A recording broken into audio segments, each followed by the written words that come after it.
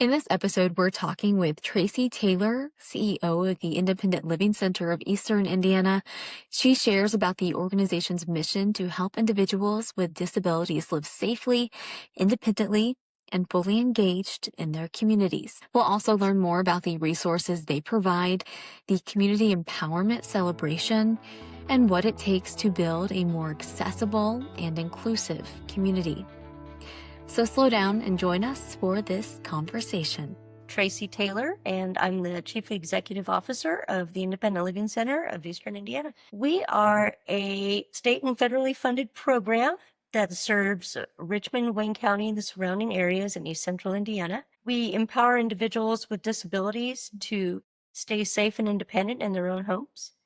And we do that through our funding. We provide items such as rollators, walkers, canes, magnifying glasses, all at no cost to our consumers. We also can provide skills like independent living skills like budgeting, transportation, how to find housing with a disability, all of those sorts of products and services. Do you know how long it's been around? Yes, we have been around for 26 years. We're going to be celebrating our 30th anniversary in 4 years. So we're going to start planning that in the next year or two. Our events have waned a little bit. We haven't quite had a chance to come back after COVID. So we're working on it. And our empowerment event is kind of our first kind of breakout or break back in event. So we're working on putting that together, and hopefully it's the first of a long string. So the community empowerment celebration that's coming up July 11th, what will that entail? We have about 20 agencies, programs, and organizations who will all have their tables out there with the information on their services. We're also going to have a food truck. We're going to have a table just showcasing diverse toys and things like Barbie and Legos with disabilities. We're starting an adaptive cheerleading squad for folks with disabilities. So we're going to have a table out there for that program. We're going to have programs that serve individuals with autism, individuals with intellectual disabilities. Statewide programs are going to have presence there as well. Is this an annual event? Honestly, it's our very first one. So we're hoping to, but a mentor of mine has always said, never make the mistake of first annual, because that can lead to downfalls later. So it's the first ever, hopefully to be followed by the second annual. So what inspired the event this year? Honestly, it's something that I've been hoping that Richmond would have for a while now, and it just kind of hasn't worked out. So we at the Independent Living Center decided to do it on our own. What do you hope having events like this in Richmond accomplishes? That it lets the folks know what sort of resources are available in the community. We actually are a very resource-rich area. We have a lot of great programs and organizations that can support and empower individuals with disabilities in our area. And folks just don't know. And we want to help get the word out. So we hope that people come to this, find out the information, feel included and empowered as an individual with a disability, as a family member of an individual with a disability, just to know that you're not alone, to know that there are others out there, there is support, and 99% of it is at no cost, and we exist. What age range? Any age, any disability. For our program, some of the programs have age or disability specifications. Our center is from birth to passing, and the birth can include family members, wraparound services. A lot of times when you have a child born with a disability, once they're considered medically stable, the medical world kind of steps away, and yet the family is still with a child with a disability, and that can leave a lot of emotional, physical, mental, financial burdens. And we can help on that end, or if mom and dad are in a care facility and want to come home, we can help with that end too.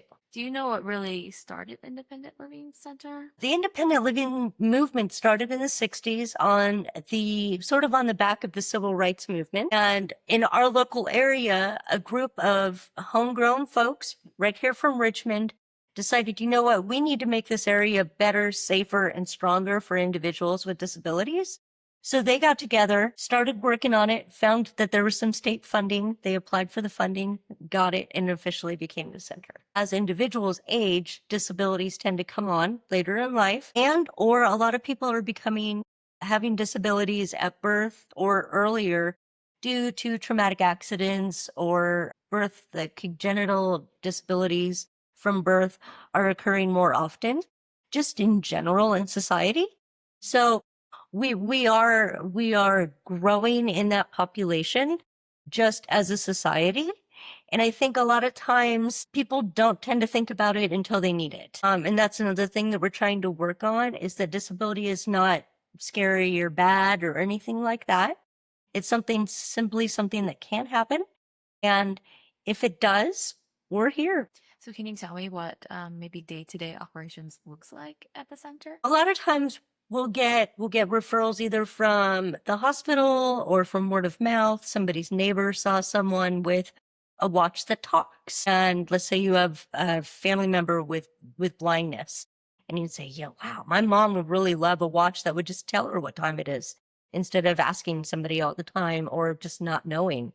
So that neighbor, she may go ask her neighbor where she got the watch, and the neighbor would say the Independent Living Center of Eastern Indiana, give the individual the phone number. That person would call and say, hey, I found out that there's a talking watch. My mom needs one of those, or I would like one of those. How do I get one? We take down some basic information, speak with them, connect them with the service coordinator, who will go ahead and provide the item, either bring it to their home, or they can come into our office at 2519 East Main. Going back to the event on Saturday, is it 3 to 6 p.m.? Yep, 3 to 6 p.m. in the rear parking lot of the Forest Park building. Okay.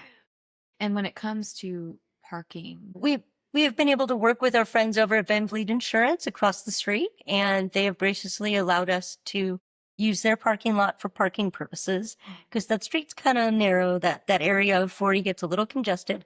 So we're able to have folks park across the street and then just walk over to our parking lot, and all of the vendors and food truck and everything will be in our parking lot. okay.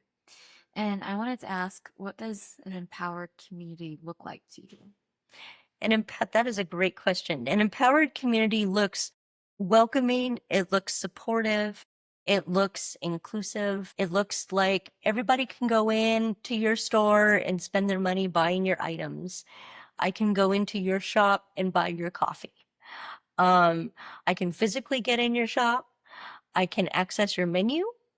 If I have low vision, there's a way for me to either speak with somebody about the items that you have, or you may have a large print menu, something like that. There's an area of your shop that may be a little bit less sensory overloadish, a little calmer in a corner perhaps, and just maybe not necessarily ready-made, but open to those opportunities and those suggestions. Because we know not everybody can think of everything, but being open to the thoughts is really what counts. Do you think you see that here enough? Or is that something that you're continuing to advocate for? I think it's something that can grow. I do see it. I love seeing it.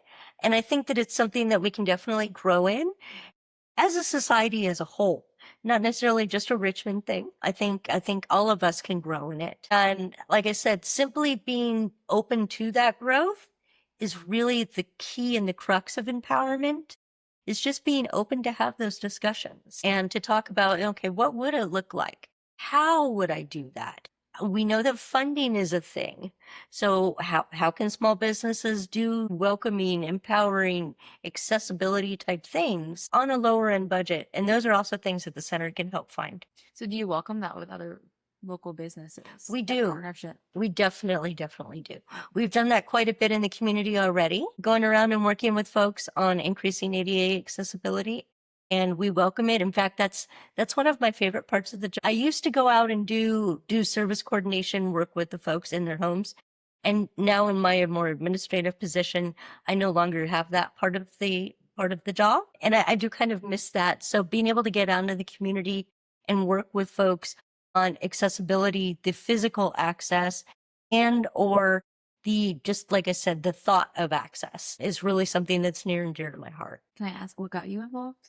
I have a disability myself, and I wanted to find a job where it would be an asset and not a liability, because it's not going to go away. So I figured, you know what? help it work for me. So I got into it. I have a long history of advocacy. I was a poster child for the March of Dimes organization as a child. So I have a lot of advocacy background, and I've done a lot of public work in the past. And I thought, let me bring this forward. And when I moved to Richmond, I was working in another agency, and the Independent Living Center asked me to be on the board.